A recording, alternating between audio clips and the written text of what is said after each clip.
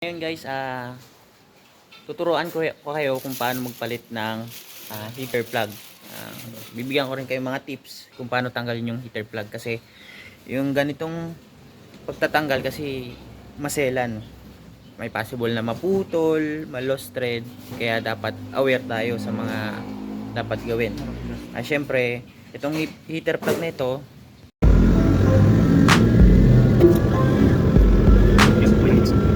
bukas natin itong alternator.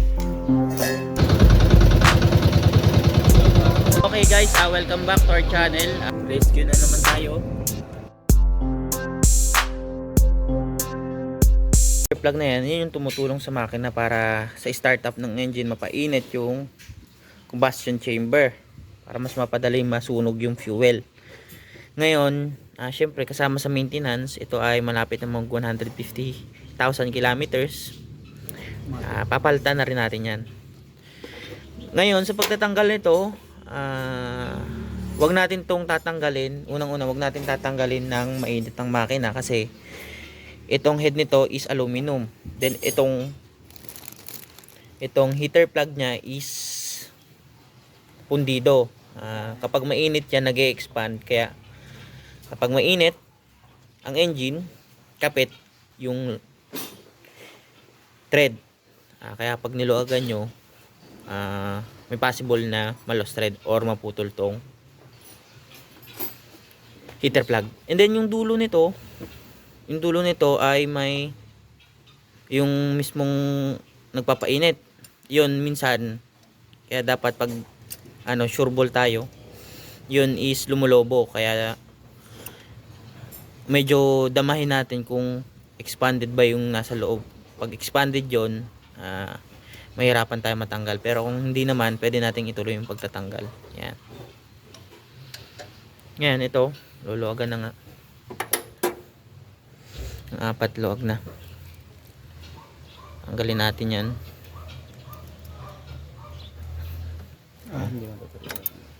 Yan. Tapos ito, 12 yung size nito. 12. Socket, deep socket kailangan dito. Yan. 4 lang yan. Kasi 4 cylinder. Depende sa makina. May 6 cylinder, may 8 cylinder. Ito, ang binabaklas natin is 4 cylinder. Yan. Ngayon, deep socket na 12 yung kailangan natin dito. Ito yung bagong heater plug natin. 4 din yan. Original na Toyota. Ito yung part number. Yan, 198500. Tapos, yan, bubuksan natin, unbox natin to.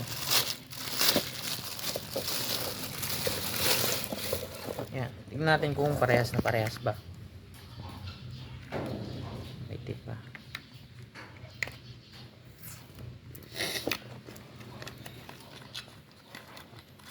Yan.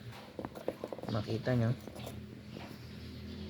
Yan, parehas. Yung haba, yung thread, tapos yung ulo, parehas na parehas. Sabihin, ito, kaya may ganyang heat affected zone.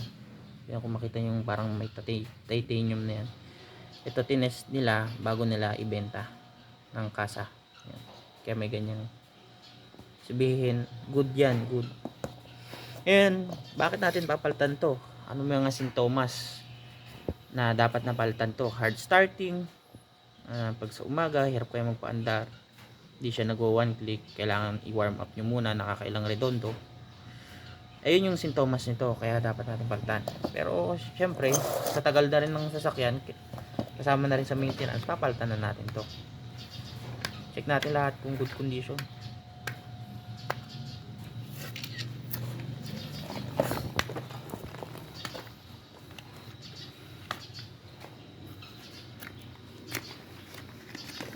Yan. Ingatan yung basag to dahil pundido lang yan. Delicates tayo dyan.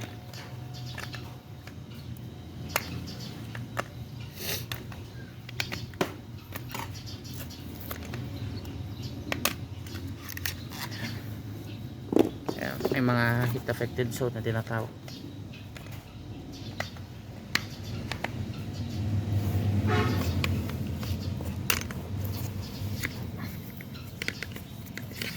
Good condition naman itong apat yan. Lahat na test.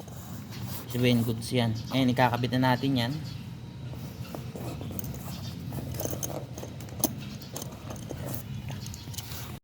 Ikakabit na natin.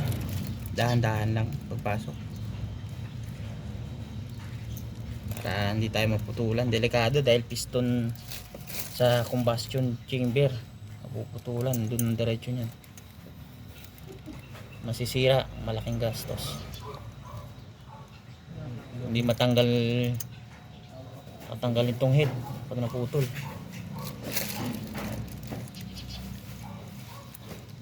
Kamay-kamay lang para palapatin lang muna natin sila.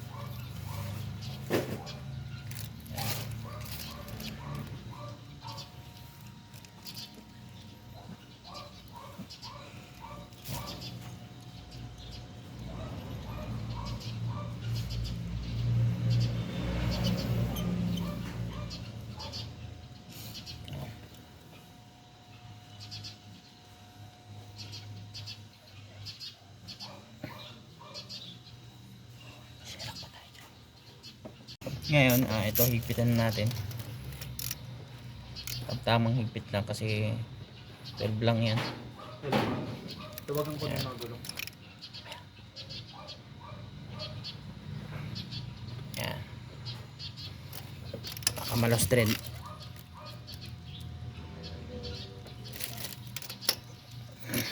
Yung iba gumagamit pa ng torque wrench. Yung mga para specific yung torque nya. Pero kung gamay nyo na yung bawat higpit ng tornilyo, okay din naman.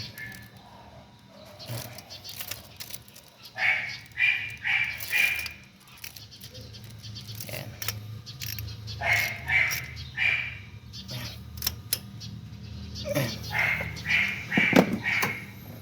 Ayan, ilalagay naman natin yung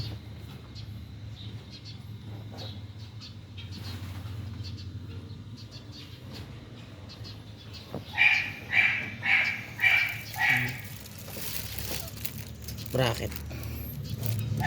Ito yung nagko-connecta sa apat para iisang supply, para wala na masyadong mga wire. Isahan na siya. Nakakalwit lang yun dyan.